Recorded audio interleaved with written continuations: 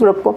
जो state resource group हैं, state राज्य, तो राज्य में ही तो डिस्ट्रिक्ट होंगे, तो डिस्ट्रिक्ट अपने जितने भी ब्लॉक्स और के टीचर्स हैं उन सबको देख लेंगे, बहुत इजी है भाई। डिस्ट्रिक्ट अपने अंडर जितने भी ब्लॉक्स आते हैं, गांव आते हैं, उन सबको देख लेंगे। और स्टेट उन तक उनके टीचर्स को और उनके अथॉरिटीज़ को ट्रेन कर सकते हैं।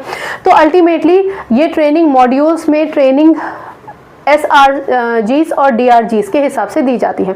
ये वो ग्रुप होते हैं, SRGs में वो ग्रुप होते हैं प्रोफेशनल्स के, जो आपको हर तरीके का सपोर्ट देते हैं।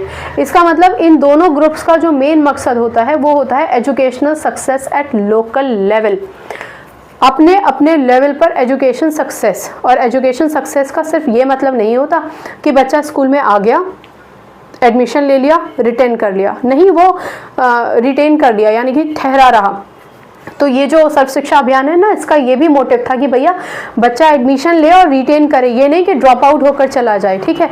तो ये ड्रॉप आउट नहीं हो, बच्चा रिटेन करे और बच्चा रिटेन करने के साथ सीखे भी, ऐसा नहीं कि सीखे ही नहीं, उसको कुछ आए ही नहीं। तो ये इंश्योर करता है हमारे स्टेट रिसोर्स ग्रुप्स और हमारे डिस्ट्रिक्ट रिसोर्स ग्रुप। चलिए, बहुत बढ़िया। अब SSA recommend teachers design should emphasize on local contextuality।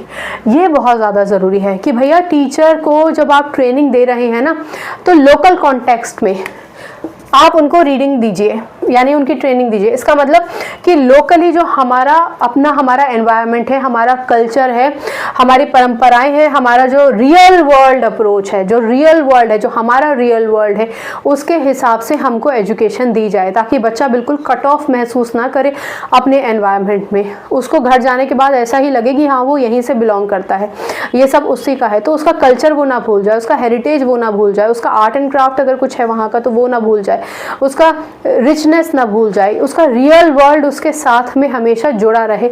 यानी लोकल कंटेक्स्ट में टीचर्स को ट्रेनिंग देनी है। इसके अलावा it specifies in teacher learning situation. Teacher learning situation में बेसिकली यहाँ पर बहुत सारी एक्टिविटीज़ आ जाएंगी, जो एक्टिविटीज़ लिंक्ड हैं टीचर की लर्निंग के साथ, स्पेसिफिक कंडीशंस के साथ, कैपेबिलिटीज़ को उनको एनहेंस करेंगी। तो ये टीचर लर्निंग सिचुएशंस हो जाएंगी, ठीक है। इतना आई होप आपको समझ में आया होगा। चलिए, a list of suggested readings educational audio video programmes for teachers have been provided in the guidelines. तो टीचर्स को सीखने में, समझने में किसी भी तरीके की कोई दिक्कत ना आए।